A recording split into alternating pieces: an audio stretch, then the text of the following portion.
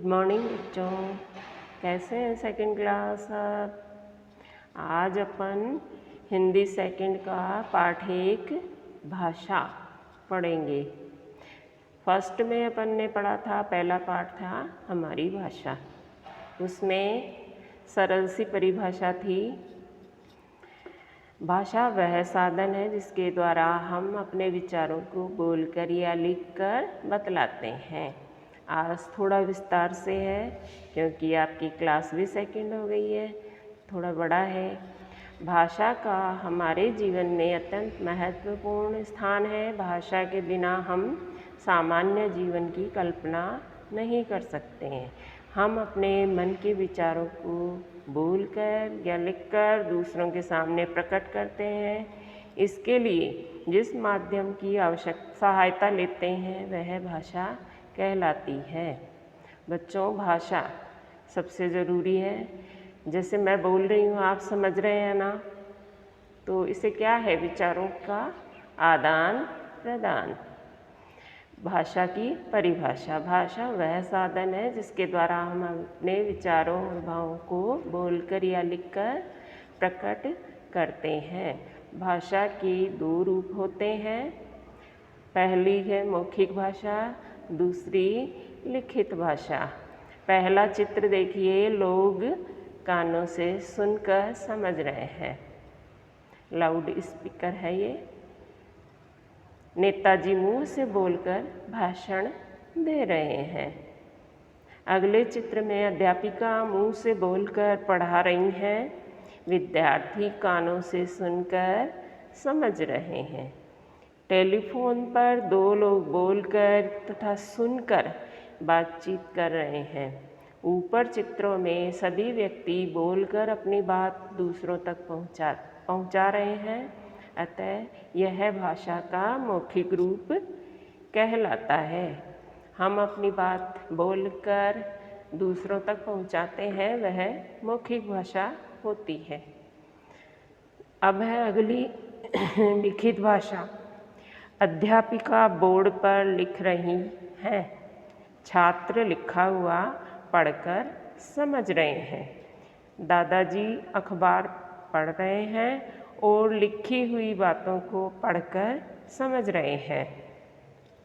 ऊपर दिए गए चित्रों में अध्यापिका लिखकर अपनी बात बच्चों को समझा रही हैं तथा दादाजी अखबार पढ़कर लिखी हुई बातें समझ रहे हैं। यह भाषा का लिखित रूप है। जब हम लिखकर अपनी बात दूसरों तक पहुंचाते हैं उसे लिखित भाषा कहते हैं।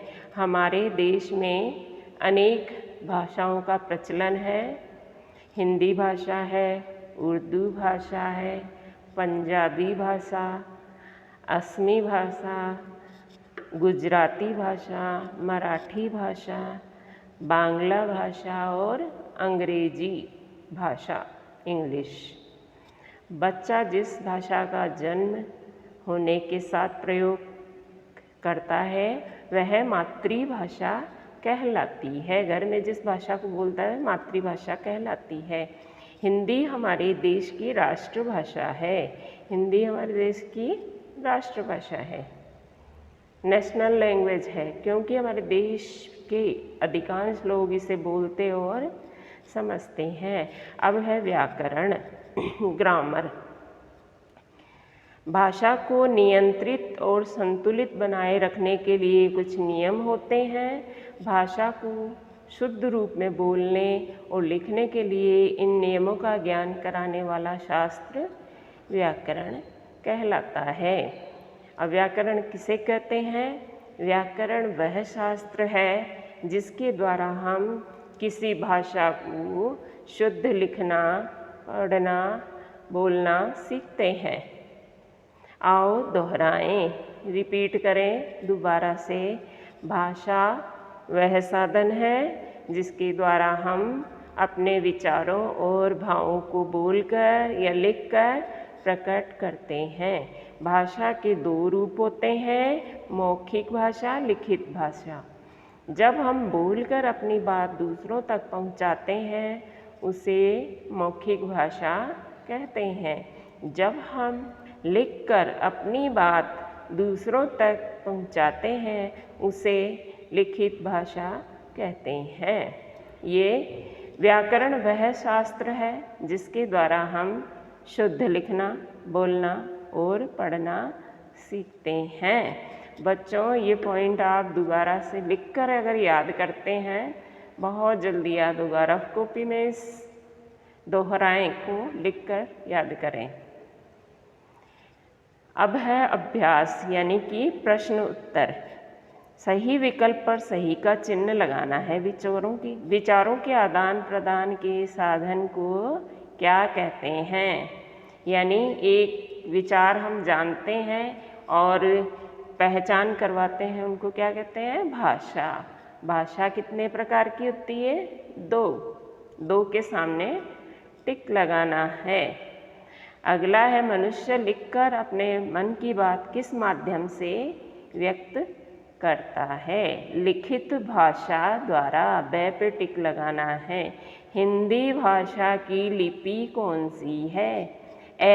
देवनागरी। भाषा के शुद्ध रूप का ज्ञान किस शास्त्र में होता है? शुद्ध रूप का शुद्ध लिखना, पढ़ना और बोलना व्याकरण में होता है, तो व्याकरण। हमारी राष्ट्रभाषा क्या है?